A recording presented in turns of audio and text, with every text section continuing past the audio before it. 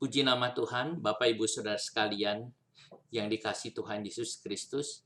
Kita masih ibadah di rumah dan juga ada juga yang ibadah di gereja beberapa saudara, tetapi kita tetap ada di dalam persekutuan dengan Tuhan walaupun sudah di rumah. Saya harap saudara tetap bertekun di dalam Tuhan, saudara tetap setia kepada Tuhan, saudara jangan undur dari Tuhan. Kita tidak tahu kapan COVID ini akan selesai, tetapi saudara, saya berpikir kalau seandainya COVID ini selesai tahun depan, itu pun sudah berubah banyak, saudara. Seluruh dunia sudah berubah banyak. Dalam seketika, saudara, sistem atau zaman ini sudah berbeda. Sebab itu saudara setia dan tekun di dalam Tuhan, karena kedatangan Tuhan sudah dekat.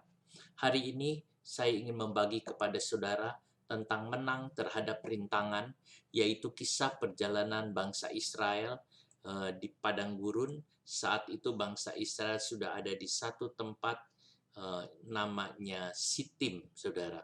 Kita akan melihat tentang kisah ini. Saya baca Bilangan 25 ayat 1 sampai yang ke 3.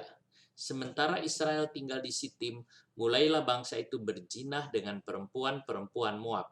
Perempuan-perempuan ini mengajak bangsa itu ke korban sembelihan bagi Allah mereka. Lalu bangsa itu turut makan dari korban itu dan menyembah Allah orang-orang itu. Ketika Israel berpasangan dengan Baal Peor, bangkitlah murka Tuhan terhadap Israel. Saudara, kita membaca ini saja kita sudah rasa-rasanya marah, timbul cemburu. Artinya cemburu itu timbul, saudara, rasa-rasa kenapa orang Israel seperti itu. Mereka turut makan dari korban penyembahan itu dan juga mereka berzina. Saudara, padahal umat Allah, ini anak-anak Tuhan. Saudara, iblis itu tidak ingin umat Tuhan itu sampai masuk ke negeri perjanjian, masuk ke Kanaan. Saat mereka ada di Sitim, sebenarnya tinggal selangkah lagi mereka masuk ke Kanaan. Tapi selalu iblis menghalangi dengan bermacam cara. Karena iblis ingin Israel itu tetap di padang gurun. Sehingga tidak mencapai tujuan, saudara. Padang gurun bukan tujuan. Sebab Tuhan membawa orang Israel keluar dari negeri Mesir masuk ke Kanaan, bukan di padang gurun. Tetapi iblis ingin menahan di padang gurun terus, dan mati di padang gurun, semua di padang gurun. Saudara, ini yang ada. Tuhan tidak menghendaki hal ini. Dulu iblis membuat Israel berputar selama 40 tahun. Nah, saudara, sehingga semua mati. Sekarang mereka hendak menggagalkannya lagi. Kalau perlu generasi berikutnya juga demikian. Iblis selalu menghalangin tujuan dan rencana Allah. Saudara, demikian juga kita ini, saudara, sudah dekat lagi kepada kedatangan Tuhan. Sudah dekat lagi ke akhir dari semua. Tapi iblis akan menggagalkan. Kalau bisa semua mati, bahkan orang yang terpilih juga. Itulah sebabnya kita harus hati-hati, kita harus bertekun, kita harus menjaga semuanya. Mereka ada di Sitim. Sitim, saudara. Nah, dari Sitim ini kita lihat ini Baal Peor, lalu kemudian mereka sebenarnya tinggal nyebrang langsung ke Gilgal. Mereka nyebrang Gilgal, nanti Yeriko. Tinggal ini sungai Yordan, mereka tinggal menyeberang sungai Yordan. Saudara tinggal menyeberang saja. Ini ada Baal Peor, tetapi iblis mencoba mengganggu sehingga orang Israel yang ada di Sitim ini dia tertarik dengan orang-orang yang di Baal Peor dan mereka berzinah di sini, saudara. Tinggal selangkah lagi, tetapi masih aja ada halangan. Kalau kita dekat dengan Tuhan, kalau kita berpegang kepada Tuhan, pasti kita akan menang. Jadi kalau persekutuan kita dengan Tuhan baik, kalau masa teduh kita baik, kalau kita punya hubungan yang baik, saudara, kita akan menang menghadapi rintangan ini. Nah, halangan itu sering disebut dengan kata skandal. Skandal adalah patok kayu yang membuat orang terjatuh. Saudara, kadang-kadang ada orang menaruh itu patok. Tujuannya supaya orang itu terantuk lalu dia jatuh. Iblis memakai Bileam untuk mengatakan kepada Raja Moab untuk memasang patok kayu supaya orang Israel tergelincir dan jatuh. Patok kayu itu adalah penyembahan berhala dan perzinahan. Patok kayu itu adalah ini. Sebab itu iblis memakai perempuan-perempuan Moab dan perempuan Median untuk bergaya mengajak lelaki orang Israel masuk, lalu kemudian diajak menyembah berhala dan berzina supaya Tuhan hukum. Saudara, nasihat Bileam ini nasihat yang jahat. Sehingga Tuhan bicara di dalam Wahyu dikatakan kepada gereja Pergamos, jangan mengikuti nasihat Bileam. Saudara, Bileam tidak bisa mengutuki orang Israel. Bileam tidak bisa menghancurkan orang Israel. Lalu dia memberikan nasihat yang keji dengan cara supaya Tuhan yang menghukum orang Israel. Karena orang Israel diajak berbuat dosa perzinahan. Ini yang kita lihat. Nah, jadi saudaraku, itu yang saya bilang skandal atau rintangan. Iblis selalu melakukan hal-hal yang demikian. Di dalam Keluaran 32, waktu Musa naik ke Gunung Sinai untuk mendapat Taurat Tuhan, saudaraku, iblis tidak suka orang Israel mendapat firman Tuhan. Itulah sebabnya di bawah di kaki Gunung Sinai, iblis menggoda bangsa Israel untuk membuat dewa orang Mesir, untuk membuat berhala lembu emas, lalu mereka berpesta menari-nari. Tujuannya apa? Supaya Tuhan murka lalu membatalkan semua. Saudara, lalu orang Israel itu terpancing, lalu dia memprovokasi akan Harun, dia mendorong Harun untuk membuat lembu emas. Lalu mereka mengatakan, ini dia yang membawa orang Israel keluar dari Mesir. Saudara, sungguh satu pemberontakan kepada Tuhan. Sungguh membuat Tuhan murka. Allah sendiri yang membawa mereka keluar dari Mesir. Tetapi mereka sekarang menyebut lembu emas yang membawanya. Saudara, betul-betul itu yang terjadi. Tidak heran waktu Musa tahu itu, dia turun dari atas Gunung Sinai. Dia pegang dua loh batu itu, dia banting itu semua. Saudara, dia mewakili kemarahan Tuhan. Dia mewakili kemarahan Tuhan, bahwa Allah itu sangat marah pada saat seseorang akan mendapat apa-apa dari Tuhan. Iblis selalu menghalanginya. Sebab itu kita harus gagah perkasa. Kita harus bisa mengalahkannya. Supaya saudara dengan saya bisa mendapat apa-apa dari Tuhan. Ada banyak yang Tuhan hendak berikan kepada kita, saudara. Demikian juga saat mereka hendak masuk Kanaan. Saat mereka ada di Sitim. Saat mereka menyeberang. Iblis mengganggu dengan cara yang sama. Yaitu dengan apa? Penyembahan berhala. Yang kalau waktu itu dia berhala lembu emas. Tetapi kali ini berhala Baal dan Chemos itu yang ada. Lalu mereka menyembah berhala. Bahkan orang Israel sujud di hadapan dewa-dewa itu. Dan juga mereka melakukan perzinahan dengan perempuan-perempuan Midian. Perempuan-perempuan Moab. Dan itu mendatangkan amarah. Saudara, iblis selalu menghalangi berkat Tuhan. Iblis selalu menghalangi hal-hal yang indah dari Tuhan. Supaya umat Tuhan tidak ngalamin. Saudara, dia pancing dengan dua hal. Perzinahan dan penyembahan berhala. Jangan sampai umat Tuhan terpancing oleh dua hal ini. Jika kita hidup suci, saudara, kita akan menerima berkat Tuhan. Itulah sebabnya hari ini mari kita lihat baik-baik kebenaran Tuhan. Kita mau hidup suci di hadapan Tuhan. Dua hal yang iblis buat untuk menghancurkan orang percaya. Dua hal. Satu, perzinahan atau percabulan atau semua hal-hal yang porno. Yang kedua adalah penyembahan berhala. Biasanya kedua ini berkaitan. Iblis akan menghancurkan iman. Ini adalah dosa yang melawan Tuhan. Penyembahan berhala adalah perzinahan rohani. Sedangkan percabulan adalah perzinahan secara jasmani. Sudah lihat, rohani dan jasmani dihancurkan oleh iblis supaya umat Tuhan tidak mengalami hal-hal yang indah dari Tuhan. Di dalam ayat yang pertama, sementara Israel tinggal di Sitim, teks Ibraninya Wayesef Israel Besitim. Wayesef Israel Besitim. Saudara, lalu Wayahel Ha'am Sinot El Benot Moab. Wayesef ini artinya tinggal. Artinya Israel tinggal. Israel menetap di Mesir. Dia menetap di Sitim.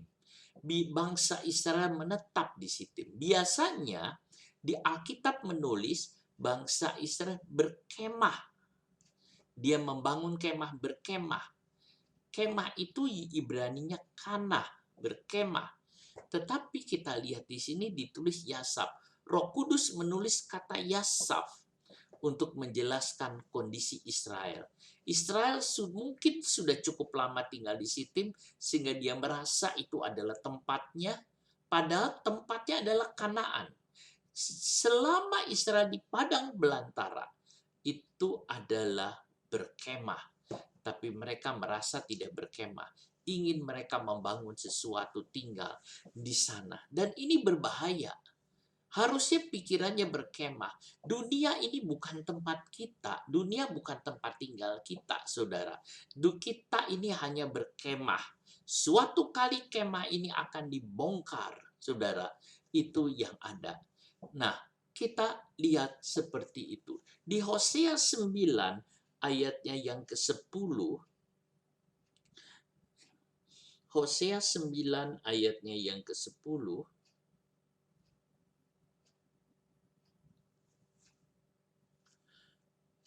Seperti buah-buah anggur di padang gurun, aku mendapati Israel dahulu. Seperti buah sulung sebagai hasil pertama pohon ara. Aku melihat nenek moyangmu, tetapi mereka itu telah pergi kepada Baal Peor dan telah membaktikan diri kepada dewa keaiban, sehingga mereka menjadi kejijikan sama seperti apa yang mereka cintai itu. Perbuatan mereka itu menjijikkan Tuhan. Itu artinya perbuatan mereka itu berbau busuk di hadapan Tuhan. Kata lesinot ini, lisnot el benot Moab, ini artinya berzina dengan perempuan-perempuan Moab. Saudara, ini perangkap iblis. Dari dulu sampai sekarang iblis memakai dua poin ini, perzinahan dan penyembahan berhala. Saudara, iblis masih menganggap percabulan adalah senjata yang ampuh untuk menghancurkan iman, kesucian dari orang-orang Kristen, dari anak-anak Tuhan. Percabulan tidak mendatangkan kesenangan. Percabulan mendatangkan penderitaan yang hebat bagi kerohanian. Kita lihat banyak contoh. Simpson menderita yang hebat dalam percabulan dengan Delilah, dengan pelacur dari Sorek dan sebagainya. Mungkin kelihatannya senang, tapi tidak. Dia sangat menderita. Daud menderita dalam perzinahan. Ruben hancur dalam perzinahan. Amnon juga habis hancur. Lot, Salomo, dan banyak lagi. Orang-orang yang pergi atau masuk dalam percabulan dan perzinahan, hidupnya menderita. rohnya sangat menderita. Apalagi kalau orang itu hidupnya berkenan kepada Tuhan, lalu kena skandal atau kena patok perzinahan, maka hidupnya itu akan sangat menderita. Saudara, sekarang banyak kasus-kasus yang terjadi di dalam percabulan dan perzinahan. Tidak peduli siapapun kena, saudara. Saudara lihat, ada yang pejabat, ada orang biasa, ada guru, bahkan ada pelayan Tuhan, ada juga pendeta yang kena, saudara. Lalu mereka itu jatuh, saudara. Kenapa mereka jatuh? Kenapa mereka seperti itu? Karena satu hal yang jadi intinya, masa teduhnya nggak ada. Coba perhatikan, pasti tidak ada atau kehilangan persekutuan dengan Tuhan. Kalau tidak kehilangan persekutuan dengan Tuhan, tidak akan mungkin jatuh. Lihat Daud, orang yang mencintai Tuhan. Kenapa sampai jatuh dengan Batseba? Dia melupakan satu, persekutuan yang indah dengan Tuhan. Pasti demikian. Saudara, kita lihat semua terjadi demikian. Simpson dan segalanya. Sebab itu saudara, kita jaga persekutuan kita dengan Tuhan. Jangan sampai kita terpancing. Zaman dulu sama zaman sekarang berbeda jauh. Zaman sekarang kita melihat sesuatu yang terbuka lebar, saudara. Perempuan-perempuan Moab ini disebut dengan perempuan yang bebas, saudara. Disebut perempuan yang lepas dikatakan. Saudara, itu yang disebut demikian. Nah, ini artinya bebas itu artinya terbuka mana-mana. Kalau zaman sekarang zaman yang terbuka, itulah sebabnya kita jangan terbuka, tapi kita menjaga diri kita sebagai anak Tuhan, sehingga dunia tidak bisa masuk dalam kehidupan kita. Apa rahasia ibadah? Rahasia ibadah duniawi adalah percabulan. Wahyu 17 ayatnya yang kelima. Itu dikatakan, dan pada dahinya tertulis suatu nama, suatu rahasia. Babel besar, ibu dari wanita-wanita pelacur, dan dari kekejian bumi. Jadi kita lihat bahwa dunia ini rahasianya sundal Babel. Sehingga setiap urusan yang ada di dunia, apapun juga, pasti suka dikaitkan dengan percabulan, perzinahan. Ini seperti itulah, baru nanti ada penyembahan berhala. Coba saudara lihat keadaan yang ada di dunia ini. Pasti akan ada unsur itu. Pekerjaan apapun juga. Itu rahasia dunia. Kalau mau berhasil, mau sukses, kadang-kadang diisi dengan bumbu-bumbu yang seperti itu. Saudara, bumbu-bumbu percabulan dan sebagainya. Itu yang mereka bilang rahasia. Saudara, tetapi rahasia ibadah kita tidak. Di dalam ibadah kita, di dalam persekutuan dengan Tuhan, di dalam persekutuan dengan sesama anggota gereja, di dalam persekutuan sesama atau persekutuan siapapun, pikiran kita ditutupi oleh kesucian dari Tuhan. Pikiran kita ditutupi oleh firman Tuhan, sehingga kita tidak jatuh di dalam dosa percabulan. Saudara, suci itu indah. Kita jaga, itu rahasia ibadah kita. Kalau kita jaga rahasia ibadah kita, kesucian, maka dimanapun saudara berada, saudara bisa beribadah yang baik dengan Tuhan. Saudara ada dimanapun, saudara ada di tempat apapun, saudara bisa beribadah dengan Tuhan. Karena menjaga kekudusan. Suci itu indah. Itulah sebabnya jaga diri baik-baik. Hati-hati dengan cara-cara iblis yang hendak menghancurkan anak-anak Tuhan. Berzina, Ibrani sana, itu ada dua. Perzinahan rohani itu penyembahan berhala. Penyembah berhala itu apa yang saudara anggap lebih dari firman Tuhan, itu bisa jadi berhala. Saudara, apapun. Tapi kita harus mengatakan Tuhan nomor satu segalanya. Yang kedua, perzinahan jasmani. Mereka melacurkan diri dengan perempuan-perempuan. Pelayanan kuil Baal. Mereka berzina di Baal Peor dan segala dan hal itu yang mereka buat. Sudah lihat, Alkitab mengatakan jaga kita pikiran kita supaya kita tidak jatuh. Kadang-kadang saudara, iblis tembakan perkara cabul. Kita mengatakan saya tidak mau, dalam nama Yesus pergi. Saudara, kita tidak bisa menghapus perzinahan ini dari atas muka bumi. Kita tidak bisa menghilangkan pelacuran ini dari dunia. Tidak akan bisa, saudara. Tidak mungkin. Tetapi kita bisa menjaga diri kita tidak terkena racun percabulan, perzinahan ini. Kita jaga hidup kita. Kita yang jaga diri kita supaya kita tidak terkena, saudara.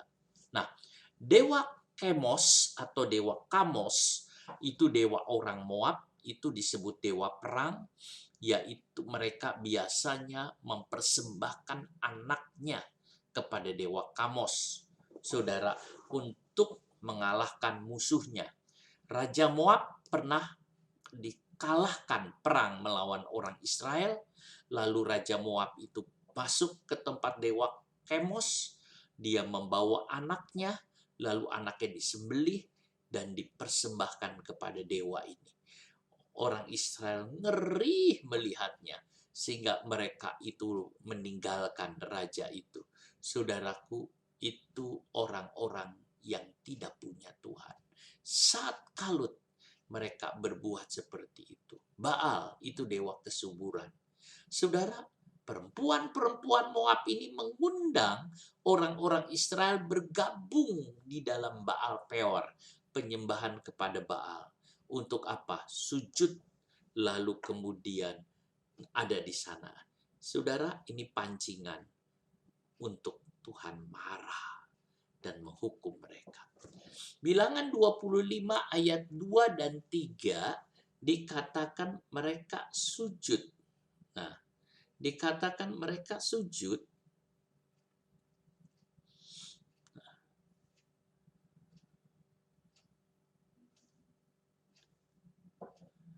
Perempuan itu mengajak bangsa itu ke korban sembelihan bagi Allah mereka, lalu bangsa itu turut makan dari korban itu dan menyembah atau sujud. Di ayat yang ketiga ada kata mereka itu berpasangan, terjemahan lain to join, bergabung. Kesalahan orang Israel 3. Satu, mereka menyebut Sitim itu tempat tinggal mereka, bukan tempat perkemahan. Harusnya mereka berkata ini bukan tempat tinggalku. Yang kedua, mereka sujud. Terjemahan Septuaginta menulis proskuneo, itu artinya kagum, kagum. Israel telah mengagumi dewa asing. Mereka telah mengagumi dewa Kemos. Apa Baal itu? Apa Kemos itu? Kok dikagumi? Apa semua? Kita punya Allah yang besar. Israel punya Allah yang besar. Allah pencipta langit dan bumi. Allah yang maha besar. Allah yang luar biasa. Daud menyadari itu dan dia mengatakan kita punya Allah yang besar, saudara. Allah, segala Allah. Tidak ada ilah lain yang bisa tahan berdiri di hadapan Allah yang besar. Dagon saja jatuh di hadapan Tuhan, saudara. Saudaraku, semua tidak ada yang bisa. Tapi aneh, orang Israel ini, dia mengagumi. Siapa yang saudara kagumi? Kita tidak akan mengagumi siapapun, saudara. Kita tidak akan mengagumi tokoh A, tokoh B, atau siapa kita kagumi. Kita hanya kagum satu saja, kepada Yesus, saudara. Kita kagum kepada Yesus. Kita tidak kagum kepada siapapun. Sebab Yesus itu besar. Allah yang besar. Dia yang mengasihi kita. Sebab itu kita hanya satu kagum kepada dia. Yang ketiga, kesalahan ketiga. Mereka gabung Ibraninya samat, itu artinya saudara to join, berpasangan. Itu seperti dua ekor sapi ditaruh di atasnya itu kuk, di jalan menjadi satu. Jadi bergabung itu adalah dijadikan satu. Nah, jalan barengan. Nah, saudara, kita ini harusnya memikul kuk Tuhan, bergabung dengan Tuhan. Tetapi sekarang di sini bergabung dengan Baal, saudara. Bergabung dengan Baal, maka dia akan bisa jadi seperti Baal. Dan itu berbahaya. Imamat 11:44. Sebab akulah Tuhan Allahmu, maka haruslah kamu menguduskan dirimu, dan haruslah kamu kudus, sebab aku ini kudus. Dan janganlah kamu menajiskan dirimu dengan setiap binatang yang mengeriap dan merayap di atas bumi. Sudah lihat? Kudus sebab Tuhan kudus. Bergabung artinya seperti itu. Biar kita tidak mau bergabung atau join dengan dewa-dewa. Kita tidak kagum. Kita mengatakan, aku ada di dalam Tuhan. Aku ada di pihak Tuhan. Bergabung dengan Baal Peor. Baal itu artinya Tuan. Artinya juga pemilik. Artinya juga suami. Bergabung itu seolah-olah menjadi satu, saudara, dalam persekutuan dengan Baal. Israel telah menaruh kuk jinah pada dirinya. Padahal kita harus menanggung kuk Yesus Kristus. Saudara, apakah salibnya sudah ditinggalkan? Kita harus membuang apa yang Tuhan tidak senang. Kita harus membuang apa yang Tuhan tidak mau. Kita pikul salib ini, saudara. Di ayat yang keempat, Bilangan 25 ayat yang keempat. Lalu berfirmanlah Tuhan kepada Musa, tangkaplah semua orang yang mengepalai bangsa itu, dan gantunglah mereka di hadapan Tuhan di tempat terang, supaya murka Tuhan yang menyala-nyala itu surut daripada Israel. Saudara, ini pelanggaran yang serius.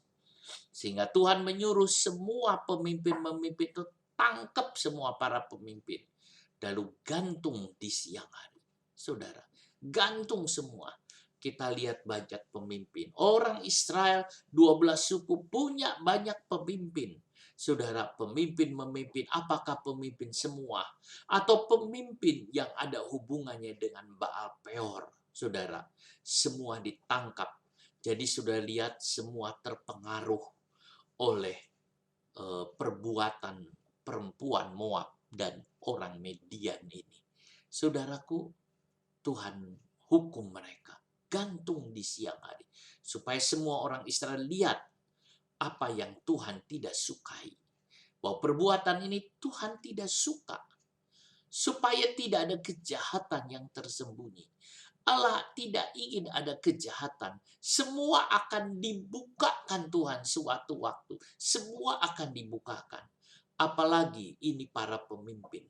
Saudara, ada pemimpin-pemimpin yang hidupnya tidak baik, tidak benar. Tapi Tuhan mengatakan hari ini pemimpin-pemimpin itu harus berhenti supaya tidak mengalami kecelakaan. Jika Tuhan bongkar, itu seperti digantung rasanya, saudara. Dibongkar semua. Kita lihat orang-orang yang dibongkar, saudara. Dia seperti digantung rasanya.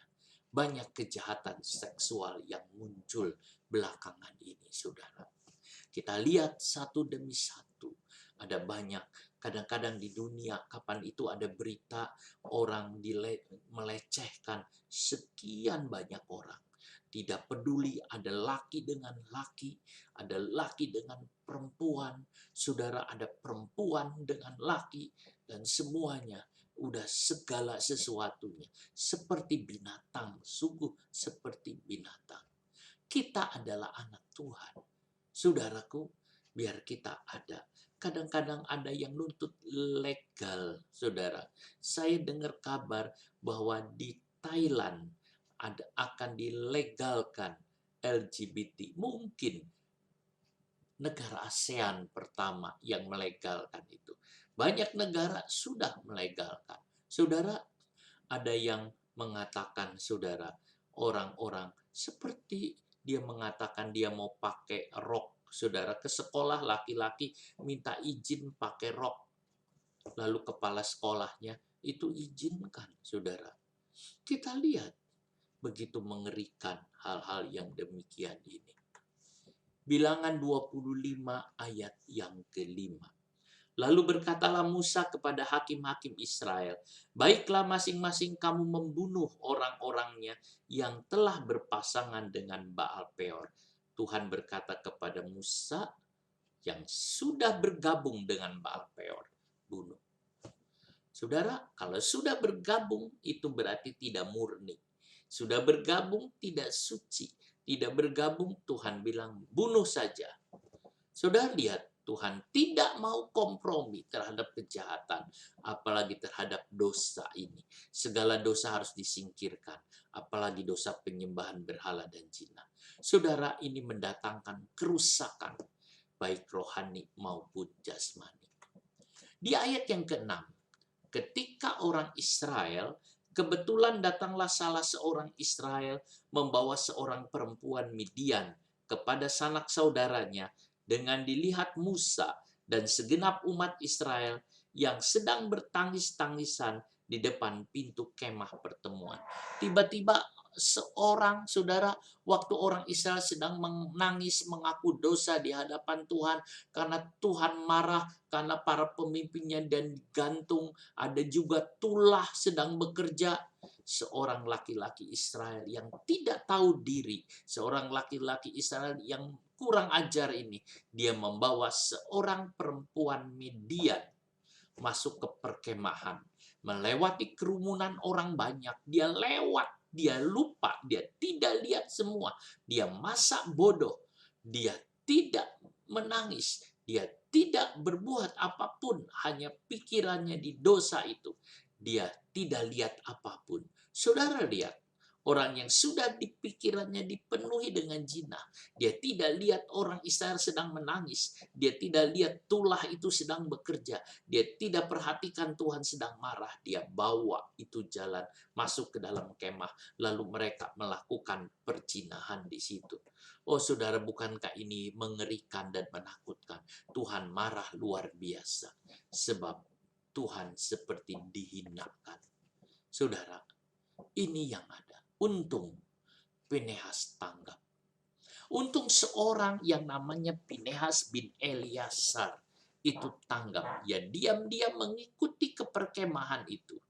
Lalu dia mengambil tombak dan membunuh keduanya. Itu menjadi satu, saudara. Kita lihat Pinehas membunuh itu keduanya. Saudara, itu kita lihat. Memang sekarang secara rohani kita bukan membunuh orangnya, tetapi kita membunuh perbuatannya habis-habisan. Kita tombak dan kita habis bunuh. Pinehas dikuasai oleh kemarahan yang kudus dari Tuhan. Pinehas dikuasai oleh kemarahan yang kudus, sehingga amarah Tuhan langsung reda, saudara. Amarah Tuhan yang memuncak waktu melihat laki-laki ini jalan ke perkemahan. Tulah sedang bekerja, seolah-olah Tuhan ditantang, seolah-olah Tuhan dilawan, Tuhan sedang marah. Pinehas datang, amarah Tuhan turun reda. Saudara, kalau tidak reda amarah Tuhan, kalau amarah Tuhan masih menyala, orang Israel bisa diamuk lagi oleh Tuhan. Bisa saja Tuhan mengatakan, sudah tidak usah masuk Kanaan. Sudah tidak usah masuk. Oh saudara, bukankah itu mengerikan? Iblis akan tertawa, orang-orang akan jadi putus asa. Saudaraku, tetapi untung ada Pinehas. Dia seorang juru syafaat. Dia seorang yang mau melakukan sesuatu. Dia seorang yang disebut membela kecemburuan Tuhan. Dia membela Tuhan, saudara. Biar kita mau menjaga kekudusan Tuhan. Biar kita mau menjaga, membela Tuhan. Saudaraku, kita lihat hal ini. Pinehas bin Eliezer memang berbeda dengan yang lain-lain. Dia ada beda sebab di dalam dirinya ada roh Allah. Di dalam dirinya ada roh Allah. Sehingga pikirannya kudus, saudara. Dia lihat pikirannya kudus. Pinehas ini menjaga kekudusan Tuhan di tengah umatnya. Kalau di sorga, ini adalah pekerjaan kerubim. Saudara, kerubim itu menjaga di tahta Allah. Dia selalu menjaga. Pada waktu Adam dan Hawa berbuat dosa, Adam dan Hawa diusir dari Taman Eden. Lalu di pintu Eden itu ada 2 kerub, supaya Adam dan Hawa tidak bisa masuk. Kenapa? Karena mereka jaga, saudara, supaya tidak dirusak. Saudara, ada orang yang menjaga kekudusan Tuhan. Pinehas menjaga kekudusan Tuhan di tengah-tengah umatnya. Jaga kekudusan Tuhan. Tuhan sendiri pun, saudara, menjaga kekudusan umatnya. Kita juga menjaga kekudusan Tuhan. Pinehas orang yang berbeda. Bilangan 31 ayat yang ke-6. Pinehas ikut berperang melawan orang Midian. Dan Bileam dibunuh dalam peperangan itu. Saudara lihat, Pinehas waktu ada perang dia mengatakan, ayo dia perang dengan orang-orang Midian. Sebab orang Midian itu harus diperangi. Dan Pinehas itu melakukan perang. 31 ayat yang ke-6. Lalu Musa menyuruh mereka untuk berperang, 1.000 orang dari tiap-tiap suku bersama-sama dengan Pinehas anak Imam Eleazar untuk berperang dengan membawa perkakas tempat kudus dan nafiri-nafiri pemberi tanda semboyan. Eliezer membinasakan orang Midian, bahkan Bileam juga mati di dalam peperangan di sana. Saudara, kita lihat dia ingin menghabiskan, dia ingin hidup umat Tuhan itu baik. Yosua 22 ayat 30, Pinehas juga menjadi utusan untuk pergi kepada suku Ruben, Gad, dan suku Manase. Itu ceritanya, saudara. Di dalam peperangan itu, waktu Sihon dikalahkan, waktu Og dikalahkan, sebelum mereka ada di daerah timur Yordan. Saudara, Tuhan menyuruh mereka mengisi barat Yordan. Tetapi 2,5 suku ini, dia mengatakan, aku mau di timur Yordan. Setelah mereka itu berperang semua, saudara, yang di timur Yordan itu tinggal. Tiba-tiba mereka membuat satu patung atau membuat satu gambaran, saudara. Lalu orang Israel yang dari barat yang marah. Lalu dia mengatakan dia mau menduakan Tuhan. Dia mau melawan Tuhan. Lalu Pinehas datang. Dan Pinehas menanyakan, apa maksudmu? Lalu mereka mengatakan, aku bermaksud supaya keturunanku itu tidak hilang. Bahwa ada hubungan antara timur dengan barat. Bahwa ada semua. Oh, kalau kamu maksud seperti itu nggak apa-apa. Tapi kalau kamu meninggalkan Tuhan, kita akan habiskan kamu. Saudara, lihat. Hatinya begitu membara untuk membela Tuhan. Hatinya begitu membara untuk bela Tuhan. Seperti Tuhan Yesus. Waktu Tuhan Yesus lihat bait Allah itu, saudara, dipakai jual beli oleh orang-orang Farisi dan ahli Taurat. Mereka ada jualan lembu, ada kambing, tukar uang, jualan burung merpati, dan sebagainya. Saudara, di halaman rumah Tuhan itu, Tuhan Yesus marah luar biasa. Dia tidak banyak pikir, dia buat cemeti, lalu kemudian dia cambuk semua dan dia usir semua. Sudah lihat, sampai orang-orang mengatakan amarah yang luar biasa. Ya, itu saudara, kekudusannya itu membakar hatinya. Gairah akan rumah Tuhan menghabiskan hidupnya, saudara. Hakim-Hakim 20 ayat 28. Pada waktu suku Benyamin berbuat dosa, pada waktu suku Benyamin berbuat zina, pada waktu suku Benyamin berlaku sodomi, pada waktu suku Benyamin melakukan perbuatan yang sangat tercela, saudara, Pinehas memimpin peperangan untuk melawan suku Benyamin. Dan Pinehas tanya kepada Tuhan, dan Tuhan mengatakan pergi. Oh, saudara, Pinehas itu tidak suka kalau ada orang menyembah berhala, tidak suka kalau ada orang berzina, tidak suka, dia akan mengatakan tidak boleh, dan dia tegas keras. Dan dia bukan orang yang lembek-lembek. Dia bukan orang yang mengatakan ya sudah, dia bukan mengatakan ya udah gini, tapi tidak, saudara. Pinehas mengatakan tidak boleh. Dia seorang yang keras. Mungkin Pinehas orang yang kaku, mungkin Pinehas orang yang terlalu tegas, saudara. Tetapi itulah Pinehas. Dan Allah menghargai Pinehas. Sehingga Pinehas Allah hormati dan angkat dia menjadi imam untuk selamanya. Saudara, ya seperti Pinehas mungkin tidak banyak teman. Tetapi saudara, Tuhan mau berteman dengan orang yang tegas terhadap dosa. Biar kita mau tegas, saudara, dalam hal itu. Di Bilangan 25. Di Bilangan 25, kita menemukan ayat 9. Orang yang mati karena tulah itu ada 24.000 orang banyaknya. Yang mati itu 24.000 orang. Di 1 Korintus 10 ayat yang ke-8, kalau kita lihat 1 Korintus 10 ayat yang ke-8,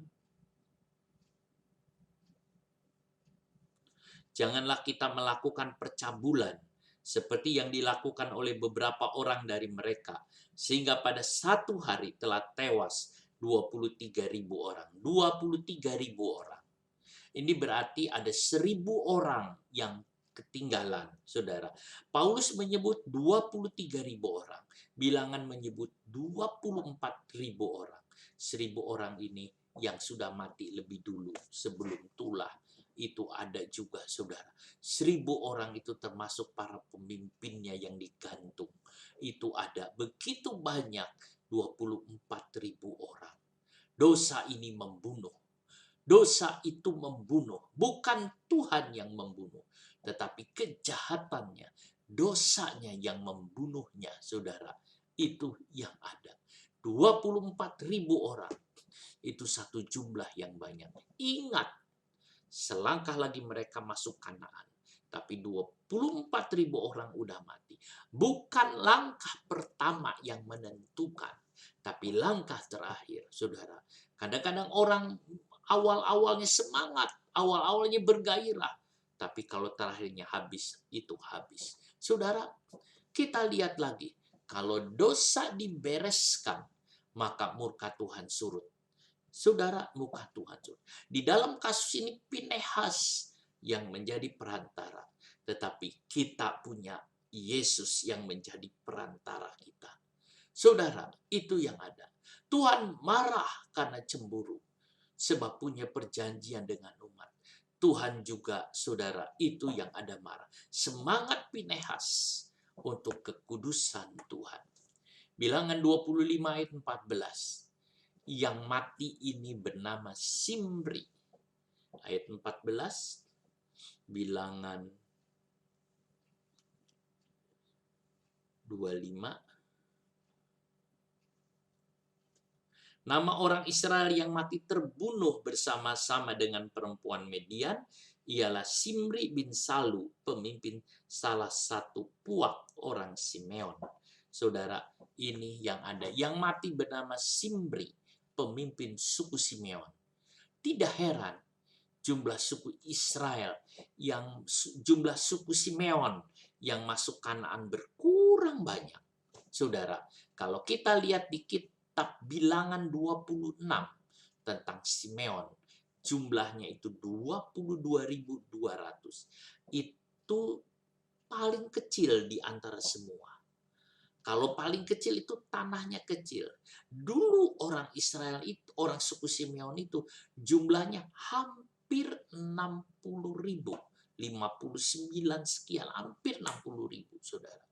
Tapi sekarang turun jadi 22.200. Turun drastis. Banyak yang mati. Saya katakan bukan langkah pertama, tapi langkah yang akhir yang menentukan. Ada orang, saudara, dulu pelayanan. Seorang itu mengatakan, dulu itu aku melayani. Dulu itu aku buka gereja. Bantu buka cabang-cabang gereja. Sampai 5 gereja aku buka. Aku begitu semangat keliling hampir-hampir. Tiap hari aku di gereja. Tiap hari aku berdoa. Tiap hari aku di sini.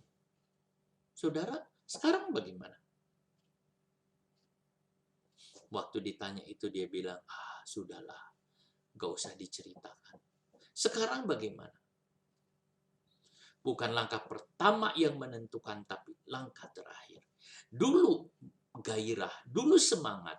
Kalau sekarang tidak ada gairah, maka langkah terakhir itu, saudara, jangan kita menjadi orang yang terakhir itu kita tidak ada apa-apa habis. Saudara, Daud dari langkah awal sampai langkah terakhir, dia bagus, saudara, bagus.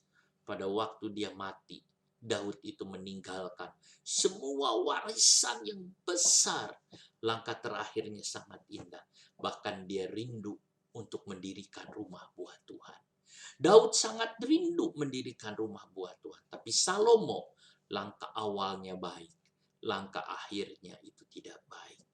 Bukan langkah pertama yang menentukan, tapi langkah terakhir. Ada nyanyian mengatakan, bukan langkah pertama penting, tapi langkah yang terakhir. Saudara, Bilangan 25:17 katanya Median itu harus dilawan. Akhirnya Tuhan berkata di ayat 17, lawan orang Median dan tewaskan mereka. Lalu nanti saudara, orang Median itu dilawan di pasal 31. Mereka dilawan lalu mereka ditewaskan. Median sebenarnya keturunan Abraham dari Ketura. Pertama kali saudara, setelah Ishak lahir, Abraham masih menikah lagi dengan Ketura, punya 7 anak, di antara salah satunya namanya anak itu Midian. Tetapi mereka tidak boleh ikut ambil bagian dalam warisan Abraham.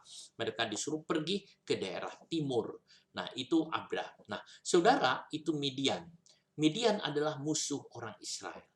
Dalam Bilangan 31 bangsa Israel menyerang Midian dan habis-habisan itu dikalahkan. Banyak raja-raja Midian itu dikalahkan oleh orang Israel. Saudara, di dalam sini orang Israel mengalahkan sesuai dengan perintah Tuhan. Bilangan 31 ayat 8. Selain dari orang-orang yang mati terbunuh itu, mereka pun membunuh juga raja-raja Midian, yakni Ewi, Rekem, Sur, Hur, dan Reba. Kelima raja Midian, juga Bileam bin Beor dibunuh dengan pedang. Saudara, itu yang ada. Sebab apa? Sebab mereka telah membuat orang Israel itu jatuh seperti itu. Saudara, itu yang ada. Tuhan tidak ingin ada orang-orang seperti itu. Di dalam diri kita juga kita harus membinasakan orang Midian. Apakah orang Midian itu? Itu sesuatu yang hendak mengganggu pertumbuhan rohani kita. Sesuatu yang hendak mengganggu keinginan. Midian dengan bermacam hal. Kita harus singkirkan. Di zaman Gideon, saudara, orang Israel kembali jatuh dengan orang Midian. Apa yang dilakukan oleh orang Midian? Saudara, kalau kita lihat Hakim-Hakim, pasalnya yang ke-6, kita lihat ayat yang ke-6. Orang Israel menjadi sangat-sangat melarat oleh perbuatan orang Midian. Lalu berserulah kepada Tuhan. Orang Midian memiskinkan, orang Midian menghabiskan semua yang akan menjadi makanan orang Israel, dirampasnya. Semua anggur kesukaan itu, anggur lama kesukaan dirampasnya. Gandum dirampasnya, apapun dirampasnya. Sehingga orang Israel tidak punya makanan. Dan mereka jadi miskin, mereka bersembunyi, mereka tinggal di tempat-tempat di gua-gua dan sebagainya. Midian memiskinkan bangsa Israel. Saudara, ada orang-orang yang memiskinkan. Kita tidak boleh jadi orang miskin. Kita adalah anak raja, kita adalah anak Tuhan. Kita harus menang terhadap apapun. Kita tidak boleh miskin rohani kita. Saudara, kita harus kaya akan kebenaran. Kita harus kaya akan rencana Allah. Kita harus kaya akan firman Allah. Kita harus kaya dengan kesukaan berdoa. Kita harus kaya dengan puji-pujian dan ucapan syukur. Kita harus kaya di dalam banyak hal, saudara. Kalau Midian datang akan memiskinkan, kita hantam dulu, saudara. Di zaman Daud, Midian tidak ada artinya apa-apa. Tetapi saudara, kita lihat akhirnya Gideon, saudara, Tuhan bangkitkan semangatnya. Tuhan bangkitkan lagi semangatnya. Sampai Gideon itu punya semangat. Lalu kemudian dia mulai menghabiskan berhala Baal. Lalu kemudian dia mulai memimpin pasukan, saudara. Apa yang Tuhan buat? Gideon dipersiapkan dengan pasukan. Oh saudara, pasukannya tidak banyak. 300 prajurit. Tapi 300 prajurit ini dia bisa mengalahkan ribuan, ratusan ribu orang Median, saudara. 300 itu angka kesetiaan. Gideon itu punya orang-orang yang mau setia kepada Tuhan. Yang bisa mengalahkan orang Median adalah ketekunan kita di dalam Tuhan. Kesetiaan kita di dalam Tuhan.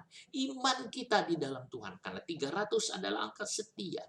Kalau kita setia, kita bisa mengalahkan. Kalau saudara setia dan bertekun di dalam Tuhan, saudara akan bisa menghancurkan kemiskinan itu. Saudara akan bisa menghancurkan semua. Saudara, ketekunan itu mendatangkan kekayaan. Ketekunan itu mendatangkan kesuksesan dan kemakmuran di dalam hidup. Dan kemakmuran di dalam rohani. Saudaraku, biar saudara tekun dalam Tuhan. Saudara jangan sampai kehilangan apapun. Saudaraku, Median harus ditewaskan. Median harus dihancurkan. Sebagai anak Tuhan, anak raja, kita harus kaya dalam perkara-perkara rohani. Kita harus kaya dalam banyak hal. Perkara yang baik, jangan dimiskinkan oleh iblis. Iblis mau memiskinkan, tapi kita lawan. Median akan memiskinkan, tetapi kita harus mengalahkan. Kita harus menang di dalam Tuhan. Apapun kita harus menang di dalam Tuhan. Kita menang di dalam Tuhan, saudara. Itu yang ada. Biar saudara mau menang di dalam Tuhan. Hari ini saya mengatakan kepada saudara, jangan sampai saudaramu dimiskinkan oleh orang Median. Hadapi. Sekarang apa itu Median? Buat kita itu apa Median? Median itu segala sesuatu yang di dunia yang akan mengkorupsi rohani, saudara. Segala sesuatu yang di dunia yang akan menghancurkan rohani. Itu misalnya bisa hobi, saudara. Bisa saudara punya keinginan, saudara punya atau sesuatu, saudara, yang akan memiskinkan. Itu Median, saudara. Karena Median itu masih disebut cucu Abraham. Tetapi saudara, dia bukan anak janji. Jadi kita bisa lihat segala sesuatu yang mungkin kelihatannya netral, tapi akhirnya bisa memiskinkan saudara.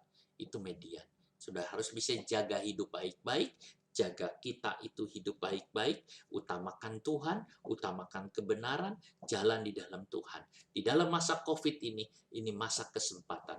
Orang mengatakan ini retreat, saudara. Saya bisa mengatakan setelah COVID selesai, semua berbeda, saudara. Pasti berbeda. Ada orang yang begitu indah hidupnya, ada yang orang yang begitu jauh. Orang kaya, orang miskin, orang suci akan tambah suci. Orang yang jahat akan tambah jahat. Itu akan ada. Saudara jangan undur dari Tuhan. Jangan dimiskinkan oleh Median. Jangan dihancurkan oleh Median, saudara. Tapi saudara tetap di dalam Tuhan. Saudara kuatlah di dalam Tuhan, menang di dalam Tuhan. Kita adalah orang-orang pemenang. Sebab itu saudara pegang baik-baik. Saudaraku, di dalam masa-masa seperti ini, sediakan waktu untuk cari Tuhan. Apapun yang rasa-rasanya memiskinkan, saudara bunuh dia, saudara. Atau hobi saudara memiskinkan, semua bunuh, saudara. Biar saudara kaya di dalam Tuhan. Kita kenyai satu nyanyian. Ku menang bersama Yesus Tuhan. Ku menang bersama Yesus Tuhan. Ku menang di dalam peperangan. Ku menang atas segala setan. Haleluya, haleluya, ku menang. Haleluya, dia bangkit. Haleluya, dia hidup. Haleluya, dia naik. Roh Kudus turun. Ku menang bersama Yesus Tuhan. Ku menang di dalam peperangan. Ku menang atas segala setan. Haleluya, haleluya, ku menang. Haleluya, dia bangkit. Haleluya, Dia hidup. Haleluya, Dia naik. Roh Kudus turun. Saudara, kita menang di dalam Tuhan. Kita sama-sama berdoa. Bapa dalam sorga, kami berterima kasih kepadamu buat semua yang kau berikan kepada kami. Terima kasih untuk firman-Mu, terima kasih untuk firman-Mu. Engkaulah kekuatan bagi kami. Engkau segala-galanya bagi kami. Engkau adalah kekuatan kami, Tuhan. Hari ini kami berdoa, Tuhan. Biar semua umat mengalami, Tuhan, jamahan Tuhan. Biar firman-Mu ini ada dan mereka tahu apa yang mereka harus buat. Kami harus membela, kami harus menegakkan kekudusan-Mu. Kami harus berdiri dalam Engkau. Kami harus mematikan Midian-Midian itu. Biarkan kami tetap kaya di dalam Tuhan. Rohani kami penuh berkelimpahan di dalam-Mu. Terima kasih banyak Bapa. Tanamkan firman-Mu di dalam hati anak-anak. Tanamkan kebenaran ini ya Bapa. Terpujilah akan nama-Mu Tuhan Yesus. Terima kasih. Tuhan, pada hari ini kami berdoa buat jemaat-Mu yang ada di rumah ini. Tolong Tuhan berkati mereka. Berkati usahanya Tuhan, pekerjaannya. Mereka telah bekerja tetapi tanpa berkat Tuhan tidak mungkin. Sebab itu Tuhan berkati Tuhan. Situasi ada, kondisi macam-macam, saudara, tetapi kami butuh dari berkat daripadamu. Berkati anak-anakmu ya Tuhan. Tuhan Yesus, terima kasih banyak Bapa, terima kasih. Terima kasih Roh Kudus, terima kasih. Berkati ya Tuhan Yesus, berkati semua Tuhan, berkati pekerjaan, berkati ya Bapa. Kami tahu Tuhan, berkat Tuhan itu indah adanya. Terima kasih Tuhan Yesus, terima kasih. Terima kasih Roh Kudus, terima kasih. Haleluya, haleluya, haleluya. Haleluya, haleluya, haleluya, haleluya. Terima kasih Tuhan, terima kasih. Saudaraku yang kekasih di dalam nama Tuhan Yesus Kristus. Saudara, biarlah berkat dari Allah Bapa turun atas saudara. Dan kasih karunia dari Tuhan Yesus Kristus, persekutuan dalam Roh Kudus menyertai saudara sekalian mulai sekarang sampai selama-lamanya. Demi nama Tuhan Yesus. Amin. Kita nyanyi satu nyanyian, menang besar di pihak kita. Menang besar di pihakku, menang besar di pihakku. Tuhan peranggantiku, ku berdiam juga. Menang besar di pihakku, menang besar di pihakku, menang besar di pihakku. Tuhan peranggantiku, ku berdiam juga. Menang besar di pihakku, menang besar di pihakku. Saudara, menang besar di pihak saudara. Amin. Puji Tuhan. Selamat hari Minggu.